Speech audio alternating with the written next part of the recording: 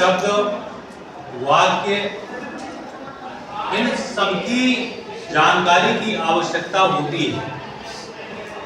शब्द क्या है, इस विषय में शब्द को कहा गया है भारतीय संस्कृति में जो अक्षर हैं, तो भारतीय संस्कृति में अक्षर को क्या कहा गया है? ब्रह्म कहा गया है। एक या एक से अधिक वर्णों के मेल से बनी जो स्वतंत्र और सार्थक इकाई होती है, उसको हम कहते हैं शब्द। अब शब्द क्या है, इसको जब परिभाषित करते हैं, उस परिभाषित करने में बताते हैं कि दो या दो से अधिक वर्णों के मेल से, और कैसा मेल? सार्थक मेल होना चाहिए। दो या दो से अधिक वर्णों के सार्थक मेल को हम क्या कहते हैं? शब्द कहते हैं।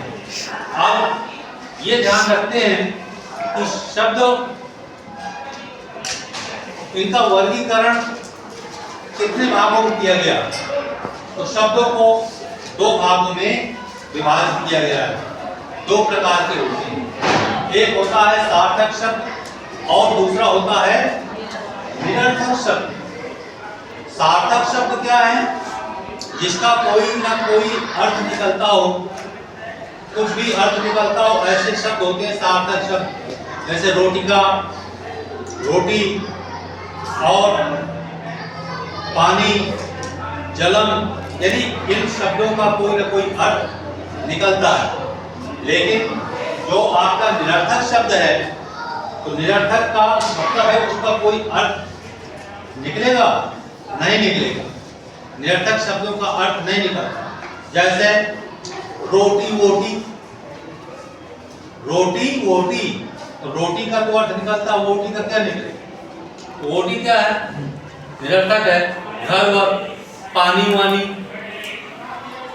इस प्रकार के जो शब्द हैं निरर्थक होते हैं।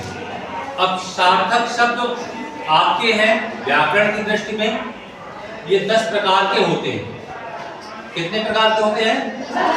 10 प्रकार के होते हैं। जैसे एकार्थक शब्द, अनेकार्थक शब्द, समानार्थक शब्द, विपरीतार्थक शब्द। इस प्रकार से इन शब्दों को जब हम देखते हैं तो ये 10 प्रकार के आपके सार्थक शब्द होते हैं, जिनका कोई ना कोई अर्थ निकलता है। और इसके साथ साथ जो आप निरर्थक शब्दों के बारे में देख रहे हैं, तो निरर्थक शब्द संस्कृत या व्याकरण में निरर्थक शब्दों का कोई महत्व नहीं होता। महत्व होता है तो किनका होता है? सार्थक शब्दों का होता है।